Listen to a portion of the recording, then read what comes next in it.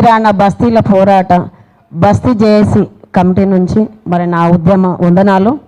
మరి ఈరోజు మేము గత 40 సంవత్సరాల నుంచి కూడా ఇప్పటి వరకు కూడా ప్రజలకు సేఫ్టీ అన్నది ఉన్నదని అనుకుంటున్నాం, కానీ ప్రజలకు సేఫ్టీ ఎక్కడ లేదు.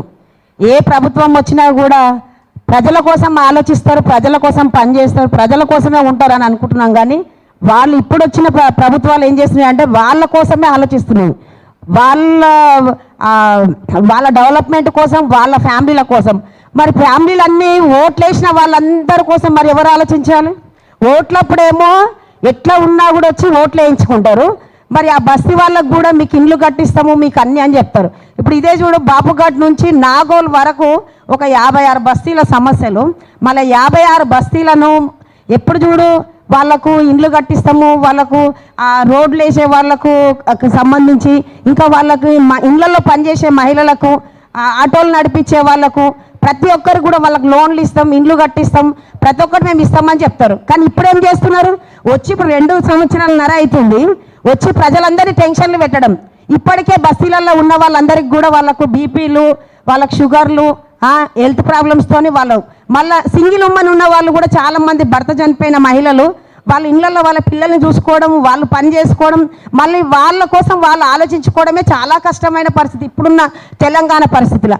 మరి అది కూడా ఆలోచించకుండా ఈ సింగిల్ ఫ్యామిలీలు కాకుండా మళ్ళీ పని చేసుకొని వాళ్ళ సొంతంగా వాళ్ళు లోన్లు తెచ్చుకొని ఇల్లు కట్టుకొని ఈరోజు ఉంటే వాళ్ళ ఇల్లు తీసేయడం, అక్కడ లోన్లు కట్టుకోవాలి ఒక సమస్య, పిల్లల చదువుల కోసం ఒక సమస్య, ముసలోళ్ళు ఇళ్లలో ఉన్నారు, వాళ్ళు రిటైర్డ్ అయిపోయి కనీసం వాళ్ళకు వచ్చే 2000 పింఛన్లతోని కూడా వాళ్ళు ఈరోజు తినలేని పరిస్థితి, వాళ్ళు ఆ ఇంట్లో ఉండలేని పరిస్థితి. వాళ్ళు ఎట్లా ఉంటారు? వాళ్ళ కోసం ఎందుకు ఆలోచిస్తలే? ఈరోజు రేవంత్ రెడ్డి ఇప్పుడు వాళ్ళ ఫ్యామిలీ కోసము వాళ్ళ బిడ్డే ఆ రోజు పెళ్ళి అవుతుంటే పెళ్ళి అవుతుంటే ఆయన ఆ రోజు పోలీస్ స్టేషన్కి పోయినప్పుడు ఎంత బాధపడ్డాడో, మరి ఈరోజు ఇళ్లలో ఉన్న వాళ్ళందరినీ తీసేసి ఈరోజు రోడ్డు మీద పడేస్తే మళ్ళీ వాళ్ళు ఎంత బాధపడుతుంది? నువ్వు బాధతో వచ్చిన మనిషివే ఈరోజు ఎందుకు ఆలోచిస్తావు? నువ్వు నీ ఫ్యామిలీ ఒక రకంగా, వేరే ఫ్యామిలీ ఒక రకంగానా? వచ్చే ముందు ఏం చెప్పినావు? అన్ని సంఘాలతోని, ప్రతి ఒక్క సంఘాలతో మీటింగ్ పెట్టినప్పుడు రేవంత్ రెడ్డి ఏం చెప్పిండు? మేము వచ్చినాక ఏ ప్రజలకు కూడా ఇబ్బంది లేకుండా మేమందరి కోసం మేము పనిచేస్తాం అని చెప్పి అన్ని సంఘాలను ఒప్పించి వాళ్ళందరినీ కూడా శంషాబాద్ ఎయిర్పోర్ట్కి ప్రతి బస్తీ వాళ్ళని తీసుకొని పోయి ఆ రోజు మాట్లాడినావు. నువ్వు ఆ రోజు ఏం చెప్పినావు? ఇల్లు లేని వాళ్ళకి ఇండ్లు ఇస్తాం, ఉన్న ఇండ్లు కూడా పడిపోయేటట్టు ఉన్నాయి, ఆ బస్తీ వాళ్ళకి మేము కట్టిస్తామని చెప్పినావు. ప్రతి ఒక్కరికి ఒక ఉద్యోగం ఇస్తామని చెప్పినావు. ప్రతి ఒక్క మహిళ కూడా ఒంటరిగా వాళ్ళు లేకుండా వాళ్ళకు ప్రతి ఒక్కరికి ఒక జాబ్ అంటే ఇస్తా అని చెప్పినావు. భర్తలు చనిపోయిన వాళ్ళకు కూడా అన్ని సౌకర్యాలతో ఇస్తానని అన్ని రకాలుగా ఒప్పుకున్నావు.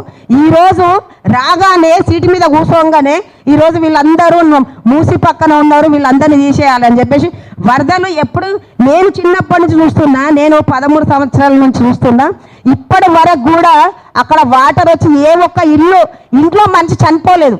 చిన్నప్పటి నుంచి నేను చూస్తున్నా, ఏ ఒక్క మనిషి చనిపోలేదు, ఒక మహిళకు కూడా అక్కడ బాధ లేదు. ఏ ఒక్కరు కూడా మాకు ఈ మూసి పక్కన ఉన్నాం మేము, మాకు ఇలాంటి బాధలు వచ్చినాయంటే ఏ మనిషి లేదు. ప్రతి ఒక్క బస్తీలకు వెళ్ళి మీరు కనుక్కోండి, మీరు వెళ్ళి కూడా అడగండి. ఏ ఒక్క మహిళ కూడా మేము ఇక్కడ ఉంటే మాకు ఈ ప్రాబ్లం ఉంది, ఈ వరదలు వచ్చినందుకు మాకు ఈ ఇండ్ల ప్రాబ్లం ఉంది, ఎవ్వరు చెప్పరు. మేము ఇక్కడ ఉంటేనే మా బతుకుదెరు ఉంది, మేము ఇక్కడ ఉంటేనే 3 టైంలు తిండి తింటాం, మేము ఇక్కడ ఉంటేనే మా భర్తలు పని చేస్తారు, మేము ఇక్కడ ఉంటేనే మా పిల్లలు చదువుకుంటారు, మేము ఇక్కడ ఉంటేనే మాకు భర్త లేకుండా మా పిల్లలు అక్కడ ఏదైనా 10th ఇంటర్ చదువుకున్న పిల్లలు కూడా నైట్ 10 గంటల రాత్రికి 11 గంటల రాత్రికి ఇవాళ రేపు చూస్తున్నాం మనం, ఎక్కడ కూడా పనులు దొరుకుతలేవు. దూర ప్రాంతాలకు వెళ్ళి వాళ్ళు 10,000 రూపాయలకు పొద్దున్న 8 గంటలకు పోతే రాత్రి 10 గంటల దాకా వస్తున్నారు. ఆ మహిళలకు కూడా అక్కడ సేఫ్టీ ఉన్నది. మరి ఎక్కడ సేఫ్టీ ఉన్నది? మూసి బస్తీలలో సేఫ్టీ ఉందా? అదే వేరే కంట్రీలలో ఉన్న వాళ్ళకు సేఫ్టీ ఉందా? ఒక్కసారి మీరు వచ్చి బస్తీలన్నీ కూడా అన్ని బస్తీలు తిరిగి చూడండి. ఏ ఒక్క బస్తీలలో మహిళలు మాకు బస్తీలలో వరదలు వచ్చినందుకు మాకు ఈ ప్రాబ్లం ఉందని ఏ ఒక్క మహిళ కూడా చెప్తే దాని గురించి నేను ఒక మాట ఇస్తాను. ఎందుకంటే ఆ మహిళలకు ఉన్న బాధ ఇప్పుడు ఉన్నవానికి అదే పరిస్థితి అయింది. ఇప్పుడు వాళ్ళు గవర్నమెంట్ జాబులు చేసి వాళ్ళు రిటైర్మెంట్ అయ్యి ఆ డబ్బులతోని ఇల్లు కట్టుకున్న వాళ్ళకి అదే పరిస్థితి అయింది. 30 గజాల ఇల్లు ఉన్న వాళ్ళ పరిస్థితి కూడా సేమ్ చేసినావు. ఈరోజు ఎవరిని సరిగ్గా చూస్తున్నావు అని చెప్పేసి నువ్వు ప్రజలకు ఎంత అన్యాయం జరుగుతుందంటే అసలు మాట్లాడుతుంటేనే బాధ అనిపిస్తుంది. ఎంత బాధ అంటే చెప్పలేనంత. మొన్న ఖమ్మంలో కూడా చూసినాం వాళ్ళ పరిస్థితి. ఒక్కొక్కరు అయితే కాలువాయ్ చేయవాయ్ అని చెప్పేసి ఏడ్చుకుంటా ఉరుకొస్తున్నా కూడా కనికరం లేని మనిషి అయిపోయినాడు. అసలు మనిషివేనా నువ్వు? అసలు మనిషిలాగా పుట్టలేదా నువ్వు? ఈరోజు ప్రజల కోసం ఎందుకు ఆలోచిస్తలేవు? ప్రజల బాధలు ఎందుకు అర్థం చేసుకుంటలేవు? నువ్వు అర్థం చేసుకునేదాకా మా పోరాటం ఆగదు. ఎందుకంటే అన్ని బస్తీల మహిళలందరూ కూడా ఏకమవుతారు. రోడ్డు మీదకి ఆల్రెడీ వచ్చేసినాం, ఇప్పుడు కూడా వస్తాం.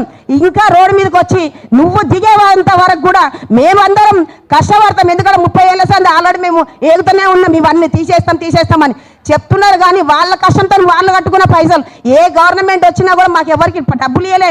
వాళ్ళ పైసలతో వాళ్ళు కట్టుకున్న ఇండ్లను వాళ్ళని ఈరోజు తీసేస్తామంటే వాళ్ళు ఎట్లా ఊకోరు. నువ్వు ఈరోజు గవర్నమెంట్ మా పైసలతోని నువ్వు ఒక 5 లక్షల జీతం తింటున్నావు, మా పైసలతోని నువ్వు పెద్ద ఇల్లు కట్టుకో. ఇప్పుడు ఇంట్లో ఉన్నావు, నీకు ఒక 500 గజాల ఇల్లు ఉంది, నీ భార్య మంచిగా బతుంది, నీ బిడ్డ మంచిగా బతుంది. ఈరోజు నీ ఫ్యామిలీ గురించి ఆలోచిస్తున్నావు కానీ అందరి ఫ్యామిలీ గురించి ఎందుకు ఆలోచిస్తావు? ఆలోచించాలి. ఆలోచించకుంటే నువ్వు మళ్ళీ దిగుతావు బిడ్డ. చూసుకోను, జాగ్రత్త. రేవంత్ రెడ్డి. జై భీమ్. థ్యాంక్ యూ అక్క. అంటే అక్కడ ఉన్న పరిస్థితి